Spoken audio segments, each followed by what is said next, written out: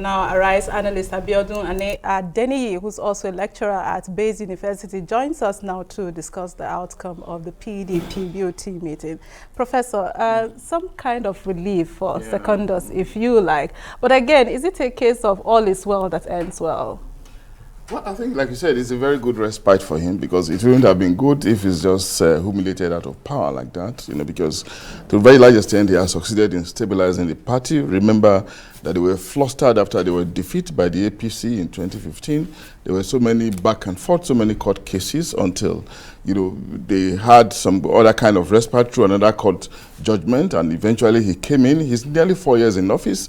He has created some level of stability. So if it was going to be shoved out just like that, it wouldn't have been nice. So it's a relief sort of that the elders of the party, the BOT, the governors, have just created this window for him until October, so to say. Whether it's going to contest again is another thing, but for now it's maybe, good riddance to the turbulence that was seemingly emerging. Is it really? Do you think so? I was actually going to ask you, well, the meeting took 40 minutes and it's looking like the dust is settled, but do you think that there will not be any wind that might raise up the dust again? Well, there could be wind. Remember, these are political positions. They are positions that you didn't do any interview to get into power, no examinations, not necessarily on merit. You were just taken, maybe because you have the opportunity, time and chance, or maybe because somebody influential is behind you.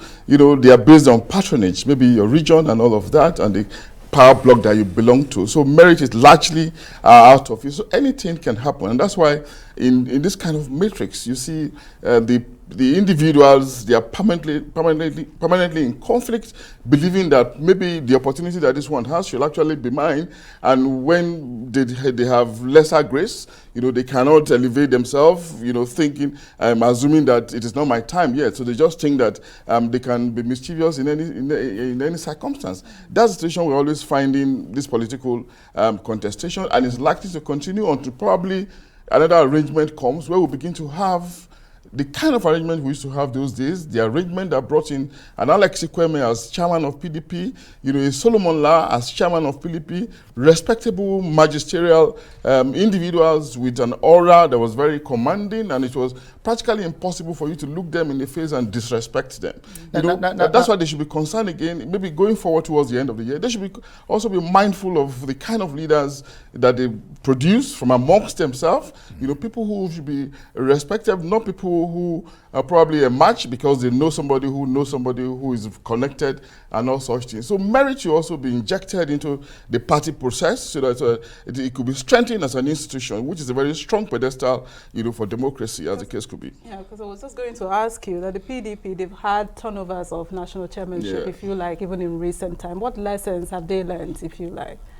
Yeah, well, we just have to, they should have learned a lot of lessons anyway, because they were beaten roundly in 2015, beaten again in 2019, and another election is coming, so if they don't sit up, they'll get beaten again at the federal level. Now, and of course, that's their target, really, and we really need to see a robust contestation, really, between the two behemoths that we have as political parties, but if they are fractured, of course, they cannot give us a robust, vibrant election that we would ordinarily expect. And how can that election be robust? If there's a high level of ideation, high level of intellection, high level discussion of the problems bedeviling out in this country, so that they can show signs that maybe their candidate can, at the end of the day, come and solve this myriad of problems that is troubling us. Let me ask you this. I'll quote, first of all, Governor Dambuwa, who is, of course, the chairman of the Governors Forum, PDP's Governors Forum. He says, we are resolved to work together. Very soon, Nigerians will know that our party is united. How does what is playing out in the PDP impact on our democracy? Fundamental question. But we do not expect. I think political party is about the confliction of interests, and these interests are not necessarily permanent, not necessarily fixated. It keeps shifting. It's always fluid, and in its fluidity, it can reveal any phase, any stage at any point in time.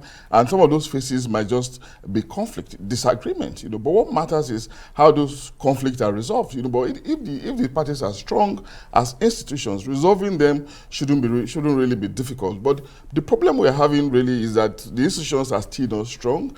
Largely, they center around individuals coming as power blocks. So it is the machinations of the individuals that dictate the process, which is actually the downside. But there's still a silver lining that I always like to say. All hopes are not lost. We are making progress. The parties are also making progress, irrespective of their downsides. And maybe if we just continue like this, at some point in time, we'll be able to strengthen the character of these political parties as institutions. I'm talking about downsides there. We've really seen this sort of crisis even in the APC and PDP managing their internal crisis. What does that say really about our political parties in Nigeria? We still have a lot of work to do, and it's actually work in progress, just like our democracy is still work in progress too. We have made the argument that 22 years down the line is not bad in terms of longevity, but beyond longevity, seeing longevity as quantity is also important for us to be concerned about the content of it, the content of our democratic experiment, which is the quality aspect of it. We have to improve the character, the content of it. There's still a lot more to be done in that area, but I also believe that maybe with time, we'll just, maybe either by design or by happenstance, we'll get to that point that we want to get to. All right, just two quick questions. They've moved the date of their convention forward. What's the significance of that? And secondly, Siraka Dixon, the senator, he says only the National Convention is empowered to remove the national chairman who seems to be a cat with many lives. If this is the case, would you then wonder the clamor for his removal? Well, first of all, I want to believe that they will watch backwards. Sorry, I wanted to say backwards. From December 9th to October. I think that's forward, really.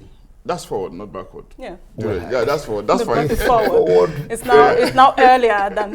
So it's later. So you're correct. Yeah, but that's fine. Yeah, and what I think it's just a template that they have set, and I see them being watched by their neighbor, the APC.